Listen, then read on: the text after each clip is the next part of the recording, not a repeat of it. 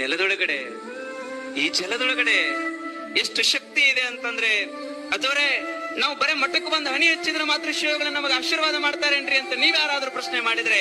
ಅಮ್ಮ ಒಂದ್ ಮಾತು ಹೇಳ್ತಾನೆ, ಉತ್ತರ, ಪಶ್ಚಿಮ, ದಕ್ಷಿಣ, ಪೂರ್ವ 4 ದಿಕ್ಕುಗಳಿಗೆ ನಿಂತು ನಿಮಗೊಂದು ಮಾತು ಹೇಳ್ತೇನೆ. ಈ ನೆಲದೊಳಗಡೆ ಶಿವಯೋಗಿಗಳು ಎಷ್ಟು ಶಕ್ತಿ ಬಿಟ್ಟಾರ ಅಂದ್ರ,